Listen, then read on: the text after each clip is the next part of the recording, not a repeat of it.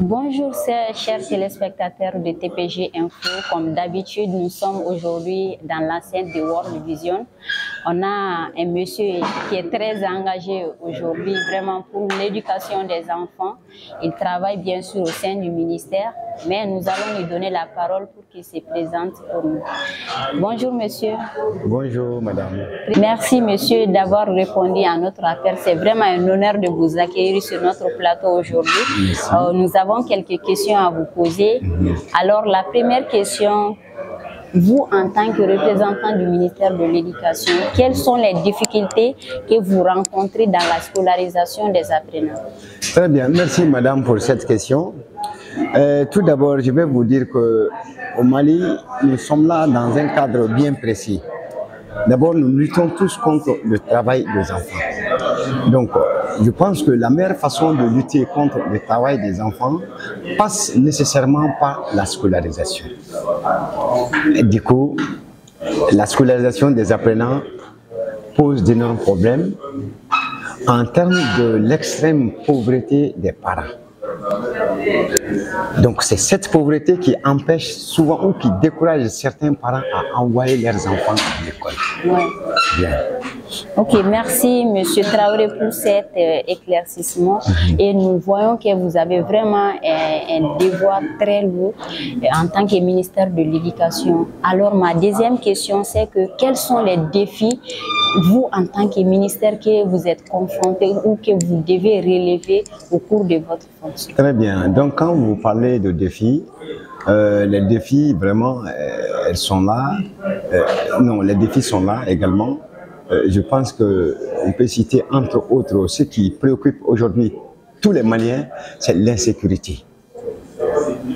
Donc l'insécurité, heureusement, les autorités sont en train de mettre tout en œuvre pour vraiment apporter la sécurité dans ce pays. Donc c'est l'occasion de remercier toutes les plus hautes autorités de ce pays à travers le ministre de l'Éducation nationale. Ouais. Très bien. Aussi d'autres difficultés, disons, d'autres difficultés qu'on a également, ça concerne, c'est-à-dire les moyens, les conditions de travail des enseignants. Par exemple, dans les salles de classe ne sont pas bien outillées. Également, l'effectif des apprenants dans les salles font vraiment baisser la qualité. Ouais. Bien vrai qu'il y a des innovations pour prendre en charge l'effectif, les classes à grand effectif. Mais qu'à cela ne tienne, si on pouvait maîtriser l'effectif dans les salles, ça pouvait améliorer les conditions de travail des enseignants. Aussi, d'autres difficultés concernent aussi l'accueil des apprenants des formules éducatives qui sont en cours sur le terrain. Ouais. Par exemple, la SSAP qui prend en charge, qui donne une formation accélérée aux enfants déscolarisés, précoces et non scolarisés, qui dure 9 mois et ensuite les reverser dans le système formel. Donc quand ces enfants arrivent maintenant à l'école fondamentale au niveau de la 4e année, donc il y a ce qu'on appelle un problème de table-banc pour les accueillir, un problème de salle de classe également pour les accueillir, aussi un problème d'enseignants. Ouais. Voilà entre autres les défis auxquels on fait face présentement. Merci beaucoup Monsieur Traoré vraiment pour ces éclaircissements. L'éducation vraiment est quelque chose qui est très important vraiment dans le cadre de la protection et tout ce qui est sensible des enfants. Alors nous voyons qu'il y a beaucoup d'ONG qui évoluent dans ce cadre-là, qui protègent vraiment les enfants, qui font tout pour que les enfants puissent être maintenus à l'école. Et cela m'envoie à vous poser une question. Quelle est, parce que nous avons vu que vous êtes en collaboration avec vos World Vision qui luttent avec acharnement et beaucoup de leadership aujourd'hui pour l'éducation et la protection des enfants.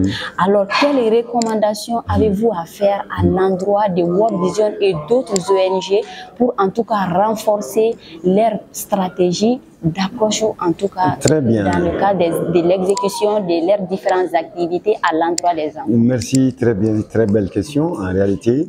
C'est-à-dire, concernant le maintien des apprenants transférés dans le système formel, nous demandons l'appui accompagnement des partenaires pour nous aider à accompagner ces enfants qui sont dans le système formel avec des kits scolaires, avec peut-être des vélos, parce que ceux qui sont un peu éloignés de l'école, et ensuite accompagner aussi les parents qui ont accepté envoyer aussi à travers des AGR, voilà justement, si les parents ont une activité à côté qui leur permet d'apporter un peu, voilà, cet enfant ne va pas toujours accompagner la maman à faire les travaux ménagers.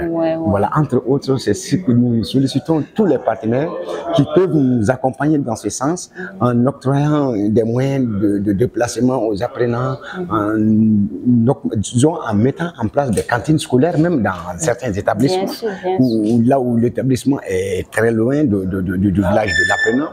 Et l'apprenant passe la journée sans manger. Si on a des cantines scolaires à ce niveau, ça va permettre aussi aux apprenants de se maintenir. Voilà. Merci beaucoup, Monsieur Traoré. Alors, quelle conclusion avez-vous à faire avant la fin de cette interview? Très bien. Donc, je pense que nous sommes dans un cadre qui est déjà connu par tout le monde. L'extrême pauvreté que notre population traverse, qui est vraiment la base même du travail des enfants. Bien sûr. Donc, les enfants, c'est-à-dire tous les enfants constituent une couche vulnérable qu'il faut vraiment apporter l'aide et le soutien.